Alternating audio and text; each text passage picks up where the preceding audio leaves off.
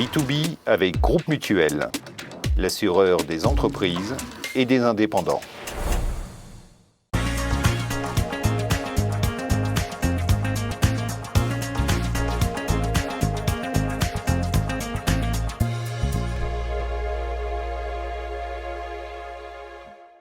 Bonjour à toutes et à tous, bienvenue dans B2B. Il figure dans la liste des plus beaux hôtels du monde. Le Beau Rivage Palace de Lausanne trône depuis maintenant 160 ans à Ouchy, au bord du Léman. Et derrière son imposante façade se cachent les rouages d'une hôtellerie d'excellence qui s'appuie sur une tradition de l'accueil fortement ancrée même dans l'ADN de notre pays. Et malgré cela, les attentes des clients changent. L'innovation est donc indispensable pour rester dans la course. Alors comment fait-on évoluer la tradition sans pour autant rompre le charme? Rencontre aujourd'hui avec la directrice de l'hôtel Beau Rivage Palace à Lausanne.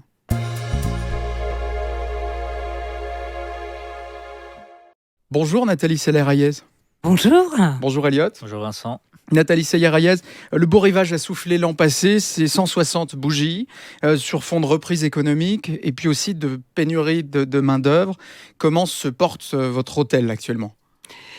Alors, je crois que vous m'auriez posé la même question en début d'année, l'année dernière, ça aurait été différent.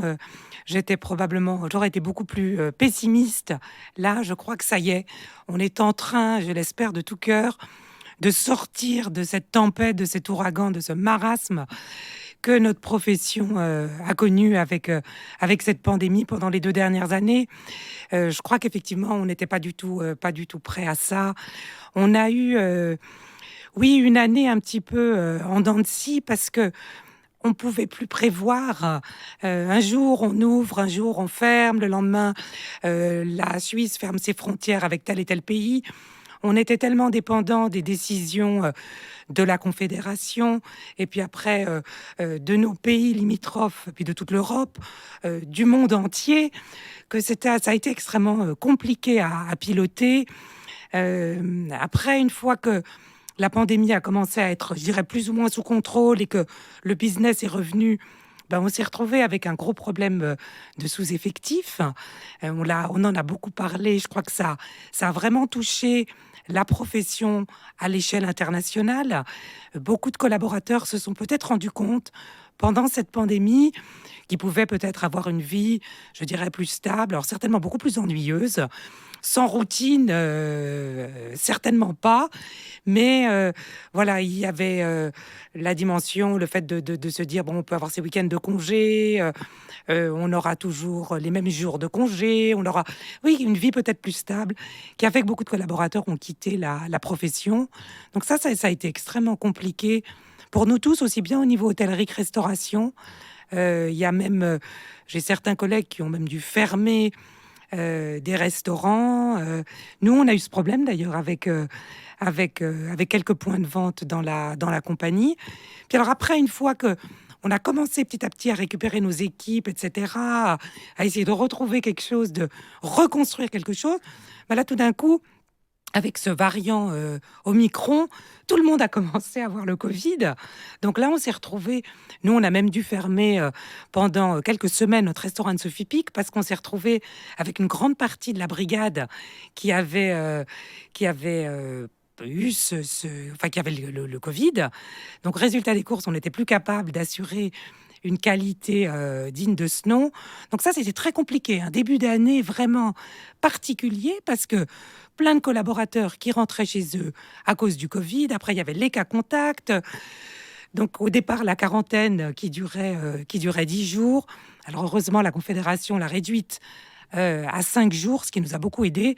Puis après, des collaborateurs partaient, d'autres venaient. Donc on a pu petit à petit retrouver un rythme à peu près normal. Ces va-et-vient du Conseil fédéral, vous êtes fâché? Pour vous, c'est une erreur de pilotage? Certainement pas.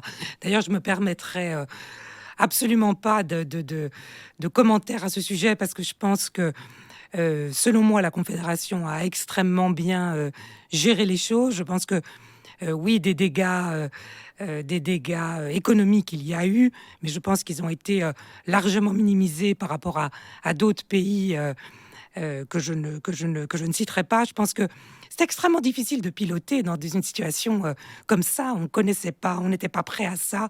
Et je pense que la communication a été bonne. Souvent, ils ont pris la parole des fois pour dire que ils ne savaient pas forcément.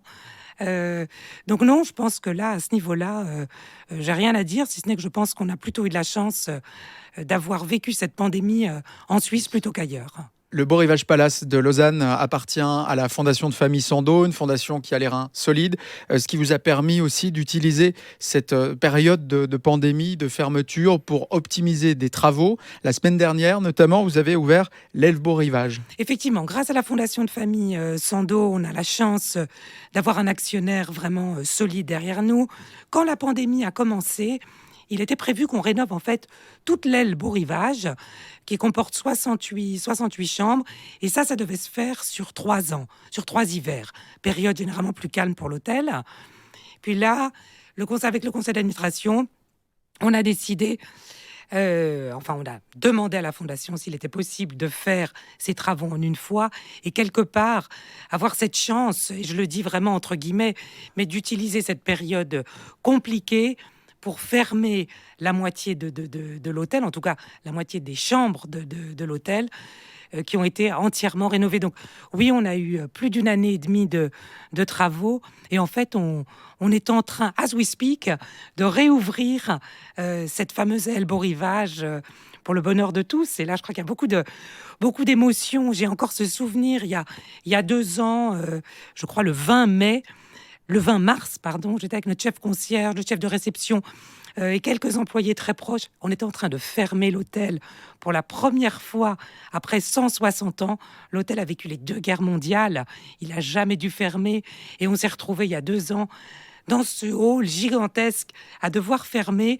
Puis maintenant, avec beaucoup d'émotion, on retrouve ce hall, cette réception pleine de lumière, avec après de belles rénovations. Donc ça, c'est vraiment beaucoup de bonheur pour les équipes et pour moi-même. Un grand moment d'émotion de réouvrir l'aile Beau Rivage. Nathalie Seller-Reyes, on a parlé du Covid, maintenant parlons un petit peu de magie, du Beau Rivage Palace. Déjà, qu'est-ce qu'un palace ? Alors effectivement, la définition du palace, pour moi, elle s'articule autour de plusieurs éléments. Je crois que la première chose qui dit si un hôtel est un palace ou non, c'est pas son nom. C'est pas parce qu'il a quelque part la particule palace qu'il fait partie de la famille des palaces. Je crois que ce qui définit un palace avant tout, c'est le client. C'est le client. Il y a certains codes et il y a des clients palaces, et c'est au client de définir si oui ou non vous faites partie de cette sphère-là. Maintenant, je pense que dans les codes d'un palace, il y a l'histoire, il y a un bâtiment, il y a une architecture. Je crois qu'effectivement, cette dimension historique, elle est extrêmement importante parce que au Beau Rivage Palace, on a eu la chance d'accueillir, je pense, les plus grands de ce monde. On parle de têtes couronnées, d'empereurs, de présidents, après de stars du showbiz ou de grandes stars du cinéma d'aujourd'hui et d'avant. Donc on a toute cette histoire. On a accueilli de grands sommets autour de la paix. Je pense notamment en 1923, ce fameux traité de Lausanne où les États-Unis et la Turquie, et c'est d'ailleurs ce traité qui a clairement défini les frontières de la Turquie actuelle. On a eu un certain nombre de sommets, je pense, avec la Syrie, où là, on s'est retrouvé avec des Américains, des Russes, le Qatar, l'Arabie Saoudite, qui négociaient chez nous pour essayer de trouver la paix.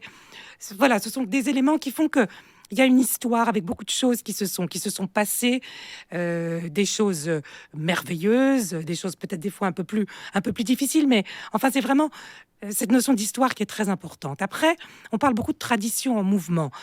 Pour un palace, il faut pouvoir l'entretenir, il faut avoir les moyens de ses ambitions. Et c'est vrai qu'un bâtiment comme le Beau Rivage, on doit sans arrêt investir pour rester au goût du jour. On parle beaucoup de tradition en mouvement. C'est garder cette histoire, cette légende, tout en restant cohérent et puis surtout actuel, et en ayant un sens, en ayant voilà, en parlant également à la nouvelle génération. Donc c'est cet équilibre qui est extrêmement important et qui n'est pas facile. C'est très subtil parce que il faut sans arrêt, on peut pas innover pour innover puis faire des trucs qui n'ont pas de sens, juste histoire de se dire oh on va avoir de la presse. Tous les éléments que on va mettre en place, c'est vraiment doivent être liés à notre histoire, ancrés. Et je crois que voilà, ça fait partie également des codes d'un palace, tout comme le fait d'avoir un restaurant étoilé avec Anne-Sophie Pic à sa tête, la chef la plus étoilée du monde, avoir une offre de restauration extrêmement importante, avoir un spa, on a également 4 hectares de parc. Donc il y a vraiment, dans une localisation de rêve. Donc voilà, le palace, c'est une légende, mais c'est une légende qu'il faut entretenir, qu'il faut faire vivre, qu'il faut nourrir. Et avant tout, la chose la plus importante, c'est l'âme. Et l'âme, c'est tous les collaborateurs. Donc pour le Beau Rivage, c'est les 400 collaborateurs qui font jour et nuit vivre une expérience incroyable et extrêmement personnalisée à nos clients. Donc je crois que voilà, ce sont tous ces éléments qui, mis bout à bout, offrent une expérience à nos clients. Il y a le savoir-faire, il est là. Le faire savoir, est-ce que la Suisse a encore la puissance de frappe pour rivaliser avec d'autres destinations très prisées aujourd'hui comme Dubaï par exemple? Je crois que de plus en plus, la Suisse a une carte à jouer. On s'est rendu compte, notamment pendant cette pandémie, à quel point je crois que la Suisse a une image extrêmement forte en termes de sécurité. Et pendant cette pandémie, il y a cette notion de sécurité, elle a été très très forte. Quand on regarde sur cette pyramide de Maslow, on n'avait pas encore été, dans notre génération, tellement touché par ça. Alors oui, certes, il y a le terrorisme, mais c'est vrai que cette pandémie, elle nous a complètement bouleversés là-dedans. Et je pense que la Suisse, avec avec sa réputation et puis avec la réalité de ce qu'on est, c'est un pays où la qualité est toujours irréprochable. Et puis il y a un sentiment de sécurité en Suisse qui est là et qu'il faut entretenir et qui, je pense, attire de plus en plus le monde entier. Pendant des années, c'est vrai que les destinations peut-être beaucoup plus, je dirais, bling-bling, étaient en vogue. Et maintenant, les gens veulent des choses beaucoup plus vraies, beaucoup plus authentiques. Le luxe, c'est plus seulement... c'est plus du tout avoir une salle de bain qui brille, pleine d'or partout. On veut de l'espace, on veut de la discrétion, on veut du temps aussi, on veut se faire du bien, on veut de la nature. Et ça, c'est tous les éléments que la Suisse a à offrir. Donc je pense que à l'échelle internationale, on a une carte extrêmement forte à jouer. Et puis à côté de ça, là je le vois à Lausanne, on a une dimension culturelle extrêmement forte pour une petite ville comme on est. N'oublions pas d'ailleurs que Lausanne a été reconnue il y a je crois 2-3 ans, par le magazine très branché Monocle comme étant la plus belle ou la ville la plus agréable en tant que secondary city dans le monde. Lausanne. Donc je pense que on a beaucoup à faire en Suisse et ici sur cet arc lémanique qui est juste un lieu extraordinaire. On parle beaucoup donc de l'image de la Suisse qui est plutôt positive, mais est-ce qu'aujourd'hui le coût de la vie, le prix de nos structures d'accueil ne sont pas un frein aujourd'hui, justement à toutes ces destinations? Je crois que ce problème lié à la cherté a toujours fait partie un petit peu de l'ADN de la Suisse. C'est ça, notre franc qui est fort. Et puis, voilà, on a des salaires qui sont certainement plus élevés qu'ailleurs. Donc, automatiquement, une main-d'œuvre plus élevée. Et je crois que ça va avec notre système, c'est ce qu'on est. Mais je crois aussi que la personne qui est à la recherche de qualité est prête à payer le prix quand il y a cette value for money qui est là. Et je crois que la Suisse offre vraiment des services de qualité dans de nombreux domaines. Nathalie Seller-Hayez, vous évoquiez tout à l'heure la pyramide de Maslow. Alors avec un palace, on est évidemment tout au sommet de la pointe de cette pyramide. Il faut aller toujours plus haut, toujours plus loin, rester à jour. Comment faire quand on est déjà au top ? Alors, je crois qu'il faut d'abord, bien entendu, rester connecté avec le principal. Le principal, qui sont vos clients. En fonction de ça, c'est quels sont leurs besoins et en fonction de ça, quel type de service et produit est-ce qu'il faut qu'on crée. C'est vraiment de cette façon qu'il faut continuer à œuvrer et tout en restant fidèle à son ADN. Parce que je crois qu'il n'y a rien de pire si demain je disais à la fondation de famille, je leur dis, bah, écoutez, on va faire venir Philippe Stark. Et j'ai rien contre Philippe Stark, bien au contraire, j'adore ce qu'il fait. Mais où on abolit complètement une aile, on casse tout et on fait venir, je prends Philippe Stark simplement par rapport à ce qu'il représente, hein, à des codes extrêmement, je dirais, archi-contemporains, très minimalistes. Bon, ça c'est parfait dans certains des établissements, ça n'irait pas au Beau Rivage. Donc il faut rester, je pense, fidèle à son ADN et ne pas vouloir, on peut pas plaire à tout le monde, il faut définir ses cibles et s'y tenir, puis en même temps évidemment rester vraiment très alerte par rapport à l'évolution du marché. Il faut s'inspirer évidemment de ce qui se fait ailleurs, notamment dans les grandes capitales, parce que c'est quand même là que beaucoup de choses se décident et que les tendances se créent. Mais maintenant, voilà, on veut pas être tendance à tout prix du tout. Il faut les connaître et puis savoir on peut les ajuster et en faire quelque chose en passant par le filtre Beau Rivage. Et ça, c'est extrêmement important. Et je crois que c'est ça que notre clientèle vient chercher. Et aujourd'hui, qui pense justement cette stratégie? C'est une unité qui est au Beau Rivage Palace ou c'est plus globalement au niveau de la Fondation Sando qu'on réfléchit à quel client, comment le faire adhérer, le fidéliser? Comment ça se passe? Alors en fait, on fait partie d'un groupe, hein, la fondation de Famille Sando. Le pôle hôtelier comporte 6 hôtels. On est donc propriétaire du Beau Rivage et des 2 hôtels à Ouchy qui sont l'Angleterre Résidence et le Château d'Ouchy. On a le Lausanne Palace, Palafite à Neuchâtel et Riffelalp à Zermatt. Donc une très jolie collection. Et donc automatiquement, le fait d'être un groupe nous permet d'avoir un certain nombre de synergies. Donc on a une direction marketing, commercial, vente, RP, communication commune. Donc automatiquement, il y a énormément de brainstorming et davantage de pouvoir se nourrir du groupe. Maintenant, moi, en ce qui me concerne, je me nourris aussi bien du groupe que de mes équipes. J'ai un management extrêmement participatif. Je pense que les idées, ça c'est extrêmement important. Elles doivent pas, c'est pas toujours du top vers le bas, bien au contraire. Ça doit venir dans les deux sens. Et il est extrêmement important de créer une plateforme sur laquelle les employés, autour de laquelle les employés peuvent peuvent s'exprimer, apporter des idées. Donc, on se nourrit tous, je dirais, les uns des autres pour construire une vision.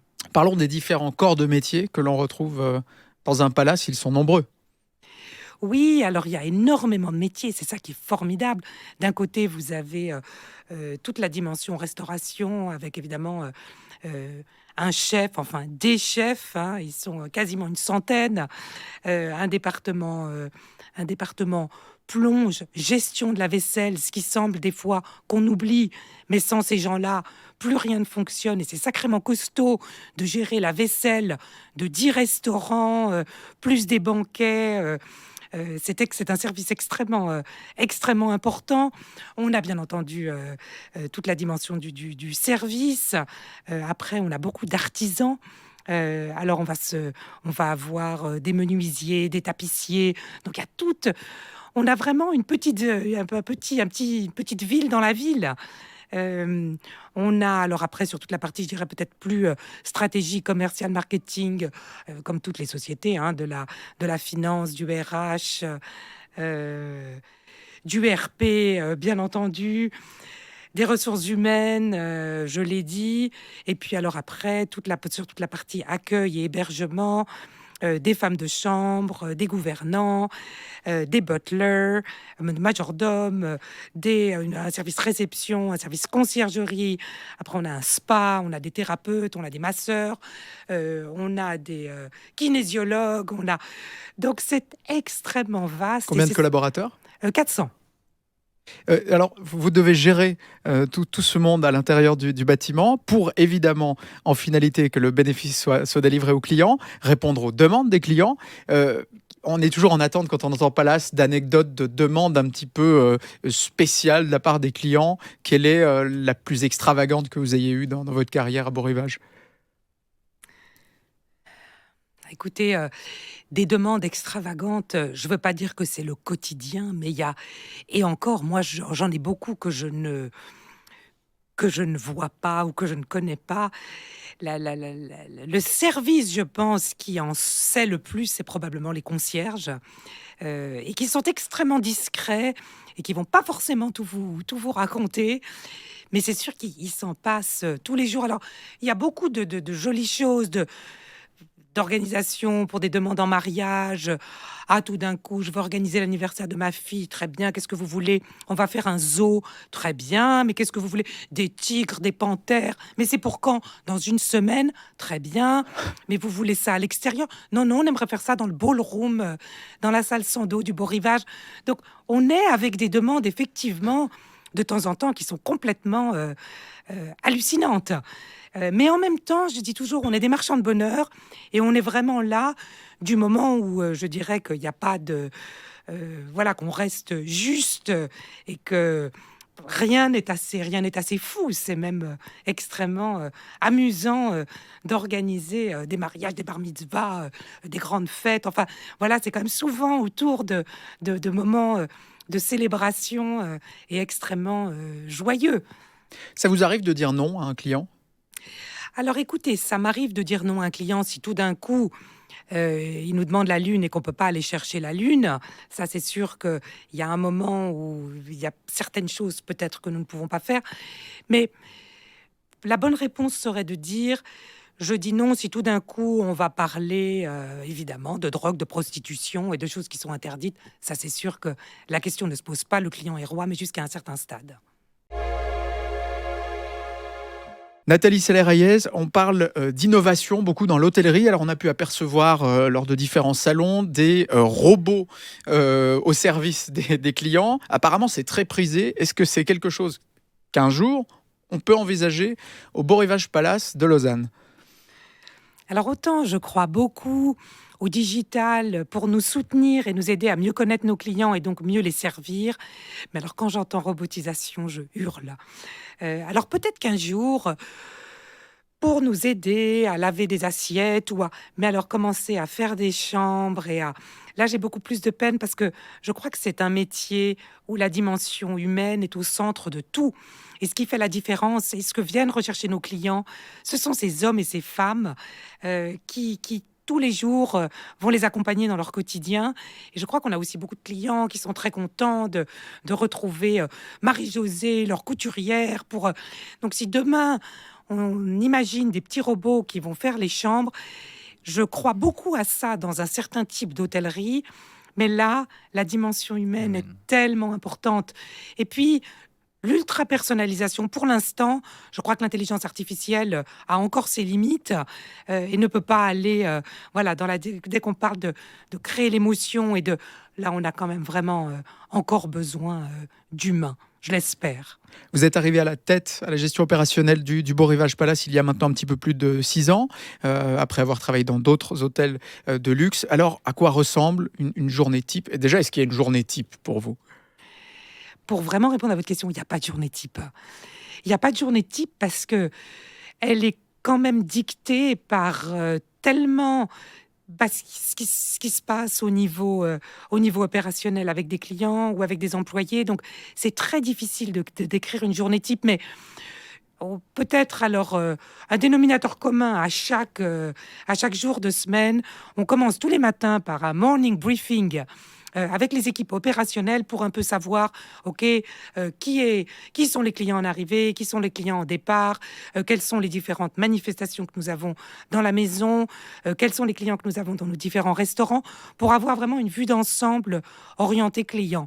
Et puis après, vous passez de réunions extrêmement opérationnelles à des réunions très stratégiques pour s'assurer que l'hôtel ait encore un sens dans les 20 prochaines années. Après, vous allez discuter des prochains travaux et comment est-ce qu'on va refaire le restaurant d'Anne-Sophie Pic, puisque ça, c'est d'actualité. Donc voilà, on est sans arrêt, je dirais, entre le côté très détail. Je dis toujours, d'un côté, dans ce métier, vous devez vous assurer que la petite cuillère soit bien placée, puis en même temps que votre hôtel ait toujours un sens pour les 20 prochaines années à venir. Il ne faut pas être le violon sur le Titanic, hein. Exactement. Vous parlez de travaux. Alors, la spécificité, l'une des spécificités du Beau Rivage Palace, le bâtiment, classé d'importance nationale, les modificats, tout doit être validé par les monuments historiques. Oui, je pense que c'est extrêmement important avant un projet de travailler avec les bâtiments historiques parce que ils ont toujours beaucoup à nous apporter. Là encore, très récemment, on était en train de parler d'un sujet par rapport à une extension d'un lieu qu'on aimerait faire. Et là, les bâtiments historiques vous accompagnent. Et puis d'emblée, faut les prendre avec vous dès le début du projet. Ils ont beaucoup à vous apporter, à vous apprendre. Et puis justement, ils vont mettre l'accent sur certaines choses que vous n'avez peut-être pas identifiées. Donc oui, on travaille vraiment main dans la main avec eux pour avancer, développer les différents projets. Le bâtiment lui-même, ça fait quelle part de l'hôtel? Là, vous êtes en mètres carrés, hein. Non, Ou, par rapport à dans sa globalité, le produit final, l'expérience que va vivre le client, le bâtiment fait quel pourcentage de cette expérience totale?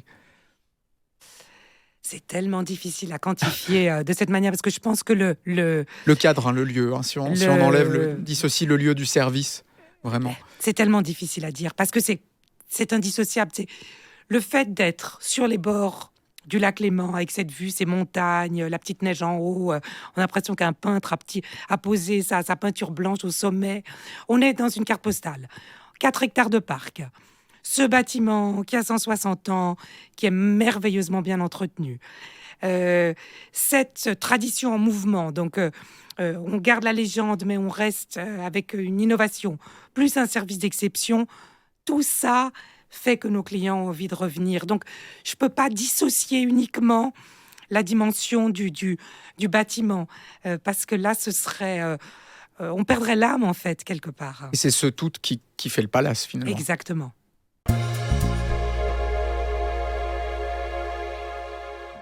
Nathalie Seller-Hayez, pour terminer, le gris-gris, l'incontournable, un objet qui vous accompagne peut-être quotidiennement dans votre tâche de directrice du Beau Rivage Palace.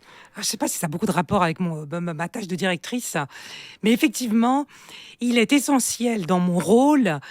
Je suis je suis sportive, j'ai besoin, aussi bien pour mon corps que pour ma tête, voilà, oui, aussi bien pour l'esprit, le cerveau et le corps, et le cœur probablement aussi, de m'oxygéner, de faire du sport. Donc je crois que j'ai toujours, partout où je vais, voilà, ça n'a rien de très original, mais les vieilles baskets qui me suivent.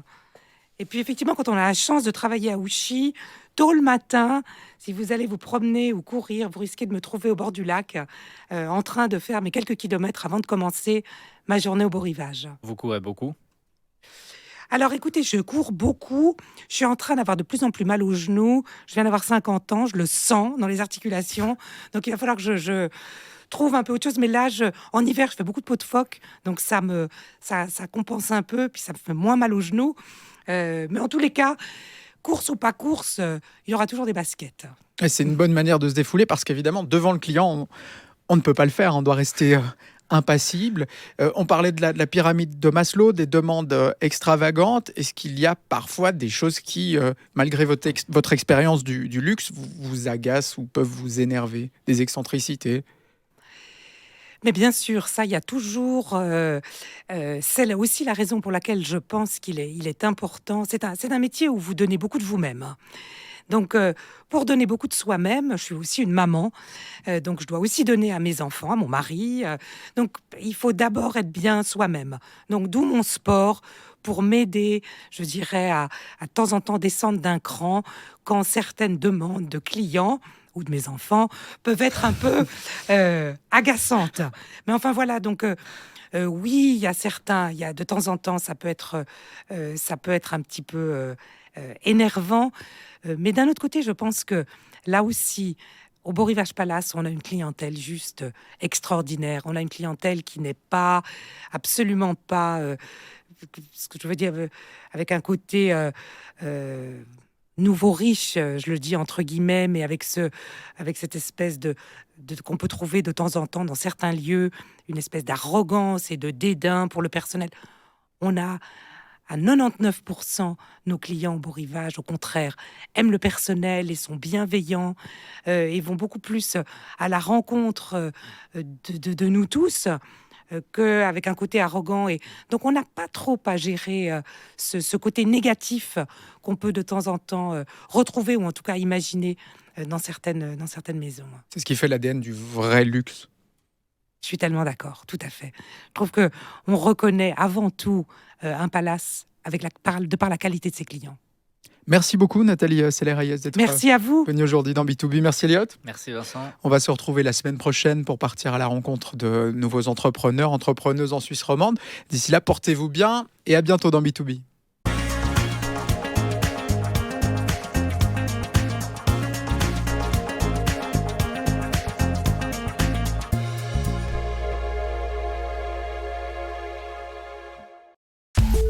B2B avec Groupe Mutuel, l'assureur des entreprises et des indépendants.